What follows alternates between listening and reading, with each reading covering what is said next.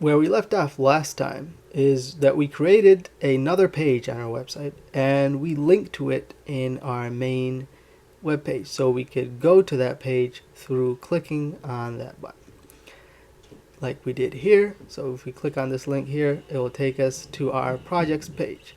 And I told you guys to go ahead and create the rest of the pages since it had a similar structure to what we've been doing up here in this web page as well. So if you created that, all we need to do now is go in and insert the video elements, since we haven't gone over how to insert a video elements. And then we're going to look over how to structure our code so it looks clear and easy to read. So if we go over to that page that you've created and we go down to where we are going to insert our video in this table data here where the title is already, and you need to insert a video element. It'll look like this, and inside the video element you want to insert a source element. And so the way we're going to do it is that we're going to insert a source, and in the source we're going to give it a source attribute, and the video I have here is html.mp4 for the HTML tutorial project. And then after that we want to put a type attribute. The type is video/mp4, and then you want to close it off using this backslash here or front slash, or you can just leave it without.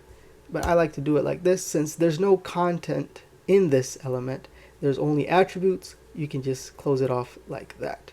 And so you want to give it a height and width. So you go up to the video element and you put in a height and width.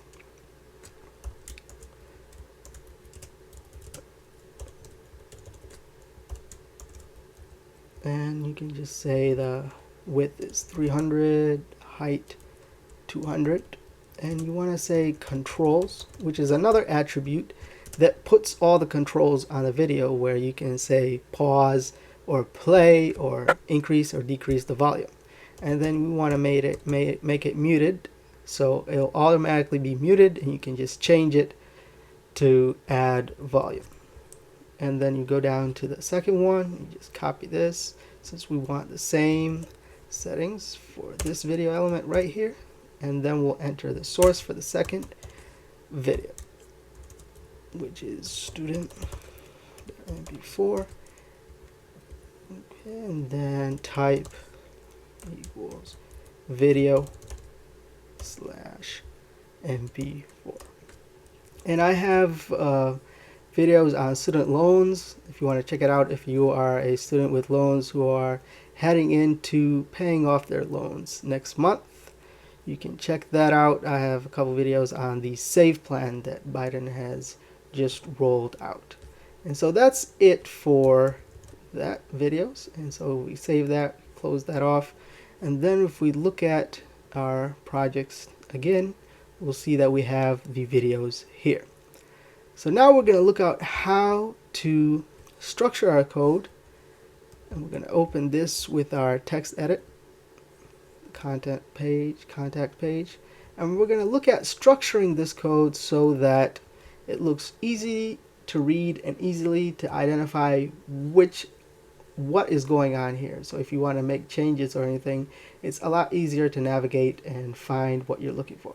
So basically what HTML is a bunch of elements that are sandwiched in with each other, and it starts with the HTML tag up here.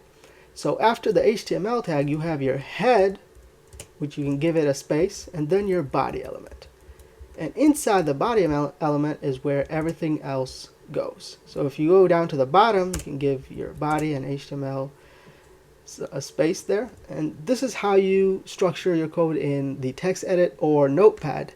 If you have a code editor, it will kind of do it for you, but it's a good thing to know right now. So if we go down to the table, we'll get 2 spaces, and then 3 spaces for the table row and 4 spaces for the table data. And if you have an end tag over here, I like to bring it down and put it on the same level as the starting tag, and you'll see why right now. So if we go down to the other one, we'll see that it has a paragraph element, and the paragraph element will get 5 spaces, so it's inside, so it looks like it's inside the table data element. And you see here, if I bring the table data end tag here, you'll see that it looks like we have the paragraph element inside the table data. So it looks easily to identify where this element is and what it contains. So if we go down and finish this, we can put this down below, and then another table data, and then we continue doing this throughout the structure so it looks much better. So we have the link element on the same level as the image, notification image, and then we have an image inside the link element that the link element is linking to. So this image is going to be the link, so it's going to be inside the link element, the A element. And so we're going to close off the table data there, and then we have another table data with all these images.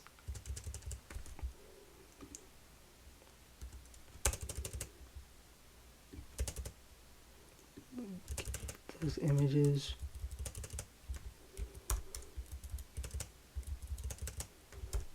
And it's always good to do this as you're going with creating the project.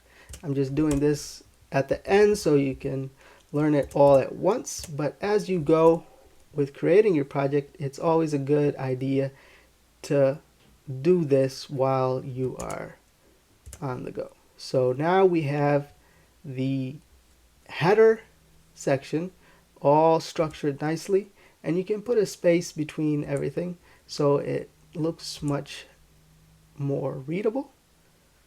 So you go down here, give it a space there, and it looks much more readable now and easier to identify each part of your code. So with this example here, you can go down and complete the rest of your website, all your code. You want to make sure it's in this structure so it's easy to read. And normally a text editor, if you're working with Visual Studio Code or Atom or any other text editor, it will kind of structure it for you. But it's always good to get the practice yourself. In the next tutorial, we're going to look at how to structure your code project file here, your folder, so that it looks all neat and easy to navigate as well. We're going to do other things that will complete our project, and we'll be done with our project in the next tutorial. So until then, so long.